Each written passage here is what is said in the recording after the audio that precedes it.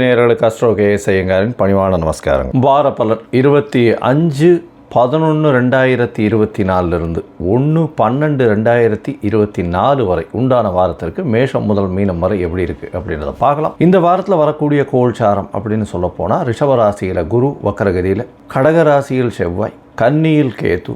இந்த வாரத்தில் பார்த்தீங்கன்னா விருச்சிகத்தில் சூரியன் மற்றும் புதன், சுக்கிரன் தனுசுல பரிவர்த்தனை யோகத்தில் இருக்கார், கும்பத்தில் சனி, மீனத்தில் ராகு. இந்த வாரத்தில் பார்த்தலையானால் சிம்ம ராசி உத்திர நட்சத்திரத்தில் சந்திரன் பிரவேசிக்கிறார்.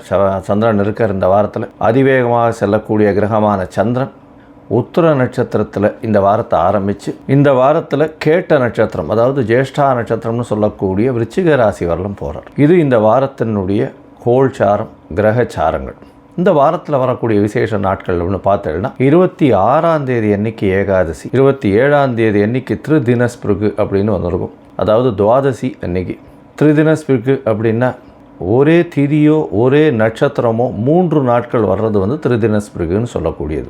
சுபகாரியங்களும் இந்த காலகட்டத்தில் பண்ணுறது கிடையாது. திருதினஸ்பிருகு 3 நாள் வரக்கூடிய நட்சத்திரமோ திதியோ இருந்ததே ஆனால் அதில் பண்ணுறது வழக்கம் இல்லை. 28ஆம் தேதி மாலை ஒரு 5:45 6:15 வரலும் பார்த்தோம்னா பிரதோஷ காலம்னு சொல்லக்கூடிய சிவன் கோவில் எல்லாத்துலேயும் அந்த பிரதோஷத்துக்கு விரதம் இருந்து சிவபெருமானுடைய தீபாராதனைகளை தரிசித்து அதுக்கப்புறம் தான் பிரதோஷ விரதத்தை முடிப்பார். இந்த பிரதோஷத்தில் பார்த்தலையானால் தேய்பிரை பிரதோஷம். அதனால் என்கிட்ட இருக்கக்கூடிய கஷ்டங்கள் நீங்கணும்னு நினைக்கக்கூடியது பிரதோஷத்தின் மூலியமாக உங்களுக்கு கிடைக்கக்கூடிய நல்ல ஒரு விஷயமாக இருக்கும். அதாவது குழந்தை பிராப்தி இல்லாதவர்களுக்கு குழந்தை பிராப்தி தேவை, பண கஷ்டம் இருக்கிறவர்களுக்கு பண கஷ்டம் நீங்கணும்னு நினைக்கணும். அதை தவிர வந்து நல்ல ஏற்றமான பொருளாதாரமும் நல்ல ஒரு ஏற்றமான ஆன்மீக பயணமும் இருக்கணும்னு நினைக்கிறவர்களுக்கு நிச்சயமாக வரும். உடல் நோய்கள் இல்லாமல் இருக்கணும். இதெல்லாம் வந்து வேண்டிண்டு பிரதோஷ கால விரதம் இருப்பாள். அமாவாசை 1ஆம் தேதி அன்னைக்கு வருது.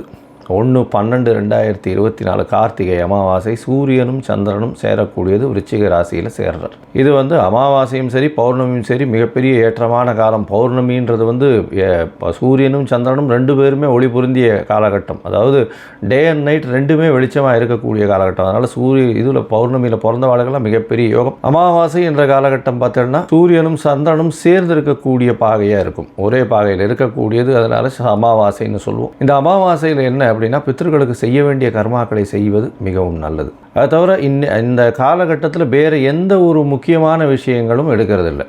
அதாவது ஜோதிட சாஸ்திரத்தில் சொல்கிறது என்னென்னா இந்த அமாவாசை திதின்றது பார்த்தலையானால் எக்ஸ்க்ளூசிவாக வந்து பித்ருக்களுக்கு செய்ய வேண்டிய கர்மாக்களை செய்வதற்குன்னு ஒதுக்கினது. அதனால் இந்த காலகட்டத்தில் வந்து விசேஷம் வீட்டில் பண்ணுறது அந்த மாதிரி எல்லாம் யாருமே பண்ணவும் கூடாது. இது பித்ருக்களுக்குன்னு ஒதுக்கப்பட்ட ஒரு நாள். அதனால் அன்றைக்கி உண்டான கடமைகளை செய்வது நல்லது. சரி, இந்த வாரம் எந்தெந்த ராசிக்காரர்களுக்கு சந்திராஷ்டமம்னு பார்ப்போம். இந்த காலகட்டத்தில் புதிய முயற்சி வேண்டாம்.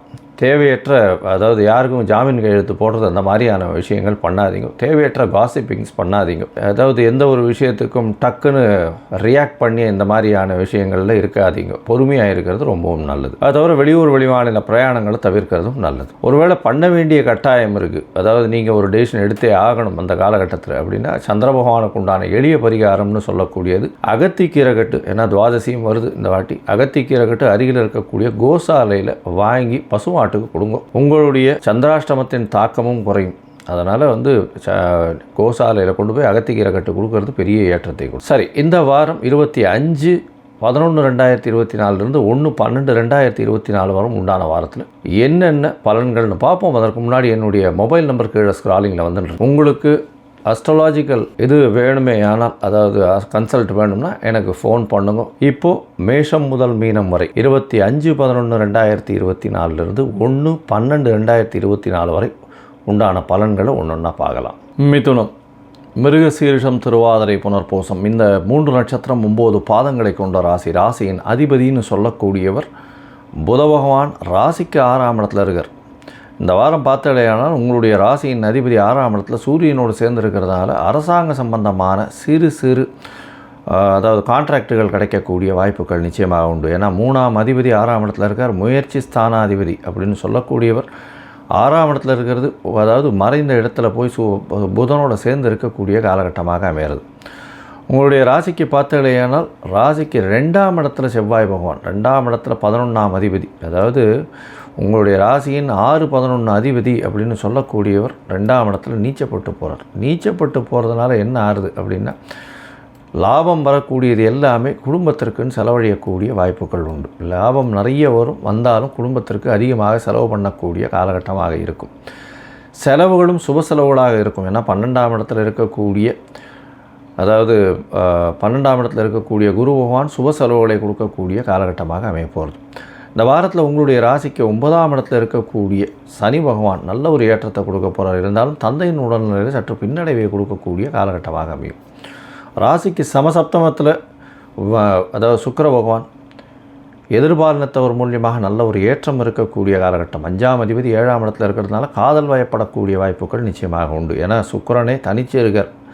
பரிவர்த்தனை யோகம் பெற்றிருந்தாலும் 12ஆம் இடத்துல ஆட்சி பெற்று போனாலும் சுக்கிரனுக்கு 12ஆம் இடம் மறைவு கிடையாது. அதாவது அவருடைய வேலைகளை காரகத்துவத்தை நல்லபடியாக செய்யக்கூடிய இடம் 12ஆம் இடம். அதனால் நல்ல ஒரு ஏற்றம் இருக்கும். அதை தவிர குழந்தைகள் மூலியமாக பெரிய ஏற்றம் கிடைக்கக்கூடிய காலகட்டமாக அமையும். அதை தவிர உங்களுக்கு ஒரு புதிய பதவி, புகழ், அந்தஸ்து, கௌரவம்லாம் வரும். ஏன்னா ஆட்சி பெற்ற சனி பகவான் 9ஆம் இடத்துல உங்களுடைய பதவி, புகழ், அந்தஸ்து, அதாவது பொது வாழ்வில் இருக்கிறவங்களுக்கு நல்ல ஒரு ஏற்றம் கிடைக்கக்கூடிய காலகட்டமாக இந்த மிதுன ராசிக்காரர்களுக்கு அமையிறது. ராசிக்கு 4ஆம் இடத்துல கேது பகவான் கொஞ்சம் உடல்நிலையில் உங்களுடைய மனசுக்குள்ள கிளேசங்கள் இருக்கும். சுகங்கள் சற்று கம்மியாகக்கூடிய வாய்ப்புகள் நிச்சயமாக உண்டு. இருந்தாலும் இந்த காலகட்டத்தில் பொறுத்தவரையிலும் பார்த்தாலேயானால் உங்களுக்கு நல்ல ஒரு ஏற்றம் கிடைக்கும். 10ஆம் இடத்துல ராகு பகவான் 10ஆம் இடத்துல இருக்கும்பொழுது உங்களுக்கு ஒரு புதிய தொழில் அமையக்கூடிய வாய்ப்பும் பெரிய ஏற்றம் கிடைக்கக்கூடிய காலகட்டமும் நிச்சயமாக அமையும்.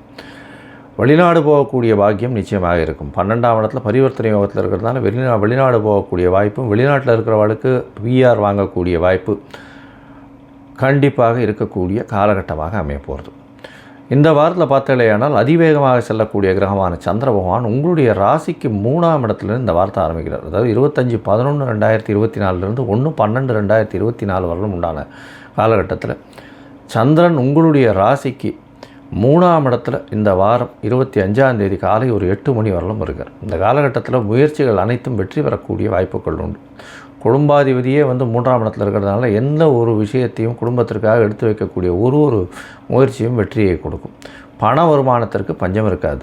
உங்களுடைய ராசிக்கு 4ஆம் இடத்துல சந்திர பகவான் போகிறார். 4ஆம் இடம் அப்படின்னு சொல்லக்கூடிய இடத்துல சந்திர பகவான் போகும்போது 25ஆம் தேதி காலையிலேருந்து 27ஆம் தேதி மாலை ஒரு 6:45 மணி வரலும் இருக்கக்கூடிய காலகட்டம். கேதுவோட சம்பந்தம், தாயினுடைய உடல்நிலையில் சற்று பின்னடைவு இருக்கும். திக்பலம் பெறுறார். 4ஆம் இடத்துல ராசியில் சந்திரன் இருக்கும்போது திக்பலம் பெறக்கூடிய வாய்ப்புகள் மிகவும் அதிகம். அதனால் ஆட்சி பெற்றதற்கு சமம், பணவரவிற்கு பஞ்சம் இருக்காது.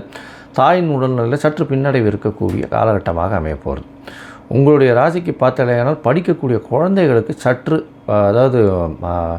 மறக்கக்கூடிய வாய்ப்புகள் ரொம்ப அதிகம். ஒரு தடவைக்கு 10 தரம் படிக்க வேண்டிய கம்பல்சரியாக படிக்க வேண்டிய கட்டாயம் இருக்கும். போட்டித் தேர்வு வந்தால் வெற்றி பெறக்கூடிய வாய்ப்புகள் நிச்சயமாக உண்டு. உங்களுடைய ராசிக்கு 5ஆம் இடத்துல சந்திர பகவான் போகிறார். 2ஆம் அதிபதி 5ஆம் இடத்துல போயிருக்கார். 5ஆம் இடத்தில் இருக்கக்கூடிய காலகட்டத்தில் பார்த்தாலேயானால் அதாவது 27ஆம் தேதியிலிருந்து 30ஆம் தேதி வரலும் உண்டான காலகட்டம் இருக்குது. 30ஆம் தேதி மாலை ஒரு 6:45 மணி வரலும் காலை ஒரு 6:45 மணி வரலும் இருக்கக்கூடிய காலகட்டமாக இருக்குது. இந்த காலகட்டத்தில் சந்திர பகவான் குடும்பாதிபதியே 5ஆம் இடத்துல இருக்கிறதுனால பணவரவிற்கு பஞ்சம் இருக்காது. குழந்தைகள் மூலியமாக நல்ல ஒரு ஏற்றம் கிடைக்கக்கூடிய காலகட்டமாக இருக்கும். காதல் வயப்படக்கூடிய வாய்ப்பு உண்டு. ஏன்னா 2ஆம் அதிபதி அதுவும் சந்திரன் சுக்கிரன் வீட்டில் போயிருக்கார். சுக்கிரனும் சமசப்தமத்தில் இருந்து பார்க்குற ராசி. அதனால் கொஞ்சம் ஜாகிரதையாக இருக்கிறது நல்லது. உங்களுடைய ராசிக்கு பார்த்தாலேயானால் 6ஆம் இடத்துல சந்திர பகவான் போகிறார். சந்திர பகவான் 6ஆம் இடத்தில் போகும்போது பரிவர்த்தனை யோகம் வருது. செவ்வாயோட பரிவர்த்தனையாளர். ஏன்னா செவ்வாயின் வீட்டில் சந்திரனும் சந்திரன் வீட்டில் செவ்வாயும் இருக்கிறது பெரிய விசேஷம். இதன் மூலியமாக நல்ல ஒரு ஏற்றம் கிடைக்கும். 2, 6 அதிபதிகள் பரிவர்த்தனை யோகம் அடைகிறது மூலியமாக உங்களுக்கு பணவரவிற்கு பஞ்சம் இருக்காது. கடனாவது வாங்கி பணம் வந்துடும். போட்டித் தேர்வு எல்லாவற்றிலும் வெற்றி பெறக்கூடிய வாய்ப்புகள் நிச்சயமாக இருக்கும். எந்த ஒரு போட்டியாக இருந்தாலும் நிச்சயமாக வெற்றி பெறக்கூடிய வாய்ப்புகள் உண்டு. இது 30ஆம் தேதியிலிருந்து 2ஆம் தேதி காலை ஒரு 4:30 மணி வரலும் இருக்கக்கூடிய காலகட்டமாக அமையப்போகுது. மொத்தத்தில் பார்த்தாலேயானால் இந்த வாரம் நல்ல ஒரு ஏற்றமான வாரமாக இந்த மிதுன ராசிக்காரர்களுக்கு இருக்குது. நீங்கள் அருகில் இருக்கக்கூடிய சத்யநாராயண கோவிலுக்கு போயிட்டு துளசி மாலை ஒன்று போட்டு வாங்க. உங்களுக்கு எல்லா விதமான வெற்றிகளும் இந்த வாரத்தில் நிச்சயமாக வரும்.